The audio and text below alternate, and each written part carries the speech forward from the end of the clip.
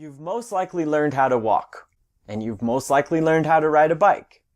And when you learn those two things, what did you do a lot of? That's right, crashing and falling. You stumbled, you fell down, you scraped your knees, you made hundreds and hundreds of mistakes on the way to mastering those two skills. Now there's two things I'd like to point out. First, these mistakes, these crashes and falls, were totally necessary in the learning process. Nobody's ever learned to ride a bike, and nobody's ever learned to walk without falling down. In order to figure it out, you had to make mistakes. Second, these mistakes were celebrated. Somebody in your life, your mother, your friend, your brother, was there cheering you on, was there celebrating the mistakes, was there telling you to get back up and to pedal faster and to try it again. This is a highly effective but very straightforward approach to learning. You try to walk or you try to ride a bike. You fall down and you crash. You celebrate the mistake.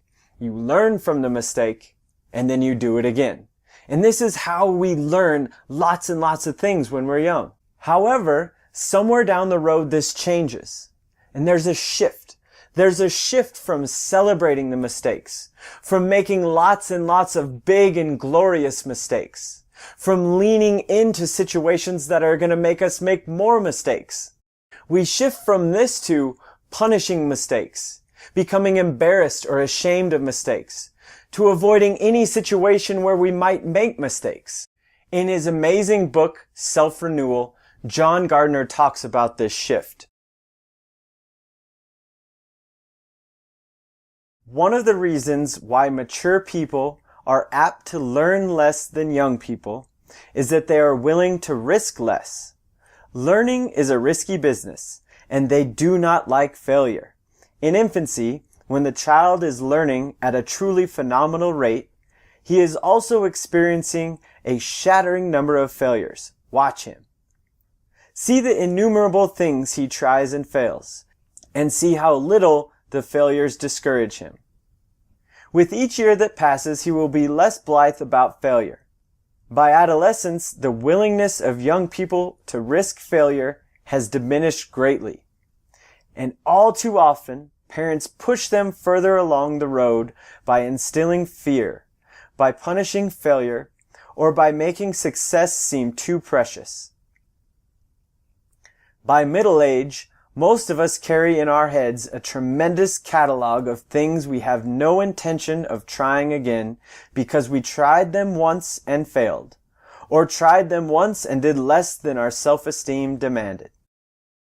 According to Gardner and lots of great research on growth mindset, this shift from wanting to learn and wanting to grow and wanting to get better to worrying about how we look, wanting to fit in and wanting to be perfect puts a huge damper on our abilities to learn and grow.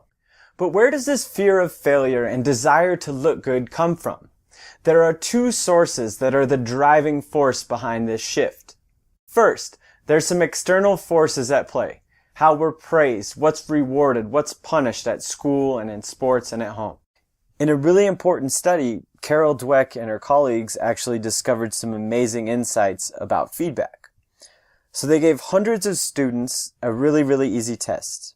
And after the test, half of the students were praised for their abilities. So they said, "Wow, you're so smart at this." Now the other half was praised for their effort or the process. And they said, "Wow, you must have worked really hard at this."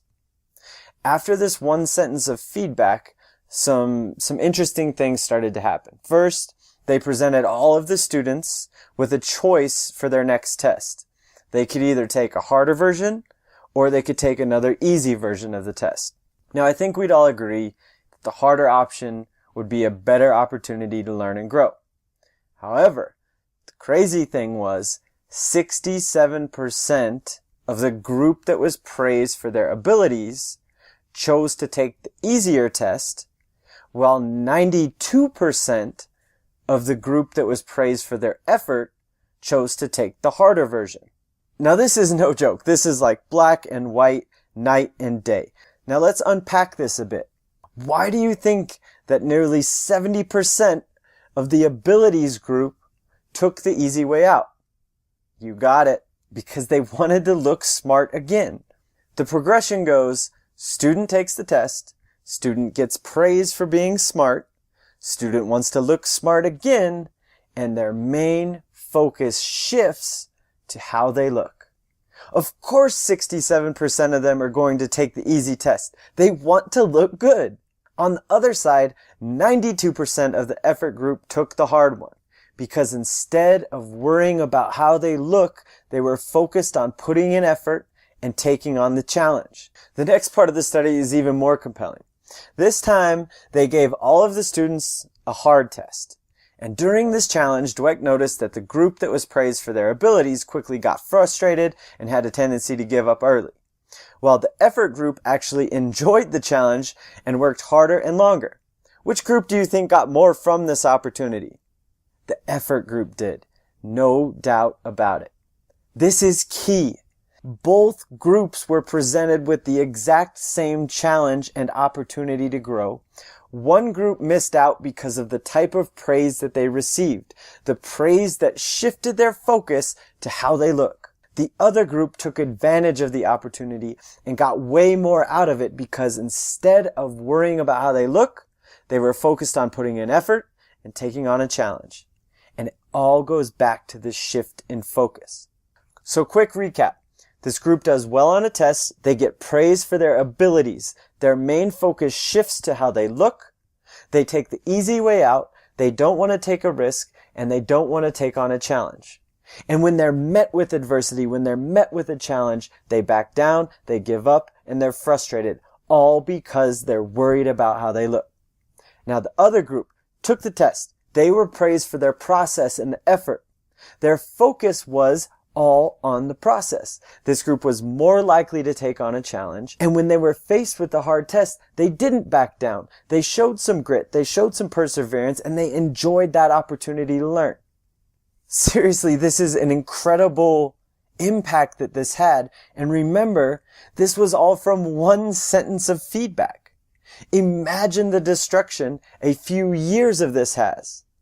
Also, a not so fun fact, in a feedback poll we recently conducted, 76% of all of the feedback someone hears throughout the day is directed at outcomes and abilities, aka it's the kind that shifts their focus from what matters, their process, effort, taking on a challenge and learning, to how they look. No wonder this shift happens. Only worrying about how we look or wanting to be perfect all the time is actually one of the worst ways to approach learning. This can be really destructive. Best-selling author Brené Brown weighs in on this in her book, Daring Greatly. Perfectionism is not self-improvement. Perfectionism is, at its core, about trying to earn approval. Most perfectionists grew up being praised for achievement and performance, grades, manners, rule following, people pleasing, appearance, sports. Somewhere along the way, they adopted this dangerous and debilitating belief system. I am what I accomplish, and how will I accomplish it? Please, perfect, perform. Healthy striving is self-focused. How can I improve? Perfectionism is other-focused. What will they think? Perfectionism is a hustle. As we grow older and hear about all of the things that we can and can't do, as we're rewarded for being perfect, as we're punished for making mistakes, as 75% of the feedback we hear is the destructive kind that pushes us farther down that road, this shift happens, and we abandon our childlike, our mistake-filled approach to learning. This second driver of the shift is actually happening right inside of your head. Forbes writer Erica Anderson expands on this idea. When you're really learning, acquiring new skills or understanding, behaving, and operating in new ways, you're going to be a novice. That means you're not going to be an expert, and you won't have all of the answers.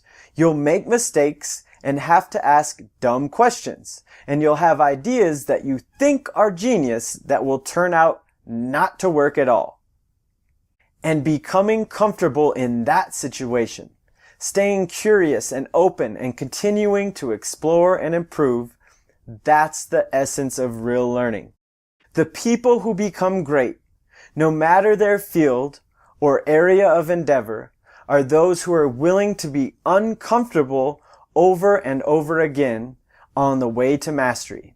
It is our job as coaches, teachers, parents, role models to be in a constant state of learning and to create an environment where it is safe to do that, where falling down and stretching and making mistakes and getting out of our comfort zones are not only okay, but where that is actually encouraged. I guess to confront all of this, there are a few questions we have to ask. Can you handle the ugly that comes with learning? Can you take a step back? Let things go a little longer, a little faster, get a little messier, so real learning can happen?